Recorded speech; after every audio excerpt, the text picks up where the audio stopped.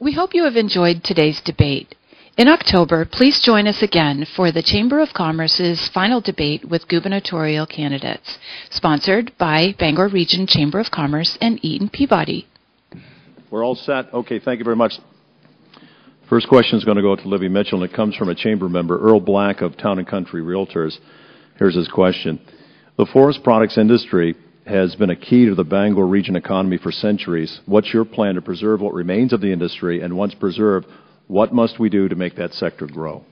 Well, first of all, we're going to get this country and this nation out of a deep recession. I'm told by my friends in the pulp and paper industry that their products, they have a huge demand for their products, and we're growing again.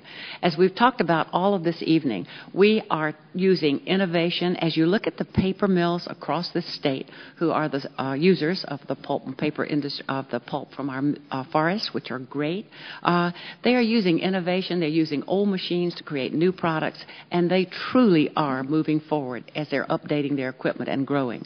We also need to protect Maine's working forest, and there's a bipartisan working group called the Great Maine Forest Initiative, and they're working together to protect land for use by Maine people, for recreation and for our enjoyment, but also to keep a working forest, which is Maine's tradition. So we need to protect that working forest. We need to make sure that there's a market for our pulp and paper.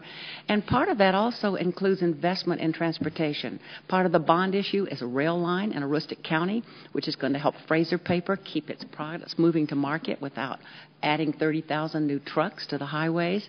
It's a comprehensive approach. It isn't just about the forest. It's about all of Maine's economy. It's part of the backbone of our economy, and I will do everything I can to keep it healthy and strong. Pat McGowan. This is a part of what we've been talking about in my campaign for the 2020 vision. And the Great Maine Forest was something that I started as the Commissioner of Conservation.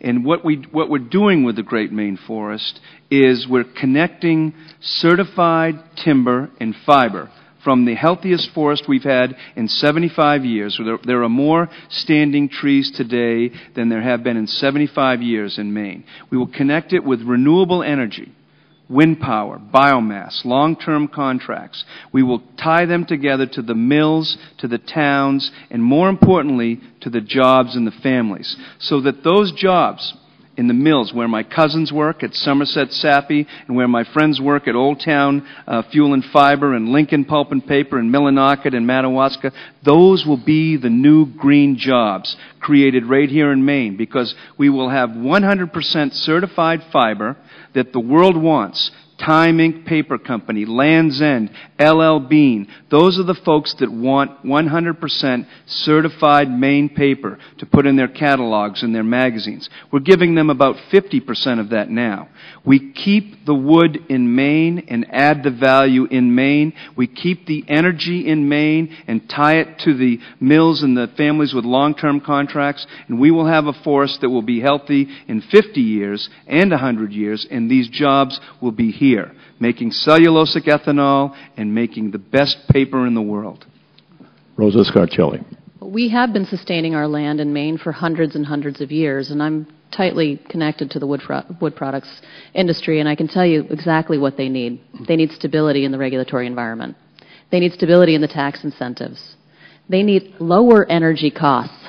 If we don't lower the energy costs, they cannot compete.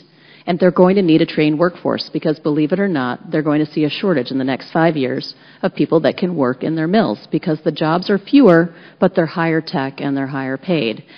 I was talking to Mike Jackson of Verso Paper last month, and he said, Rosa, I hate going to New York and talking to my bankers and having to explain to them why I'm still in Maine. Well, he's still in Maine because we have the best forest. And we've had the best forest for hundreds and hundreds of years.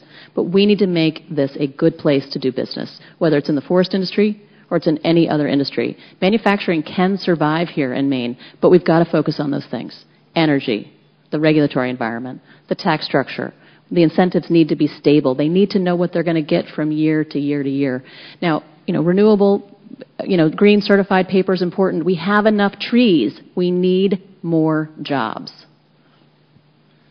Steve Rowe. I just wanted to smile. My wife keeps telling me to smile, so there you go.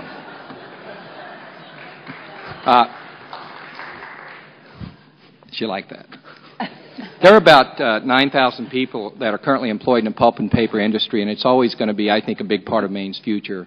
But there are going to be other jobs. Our forests have been a big part of the history of Maine, economically and every other way, and they will be a big part of the future. We have to sustain our working forests, our sustainable forestry, sustainable harvest.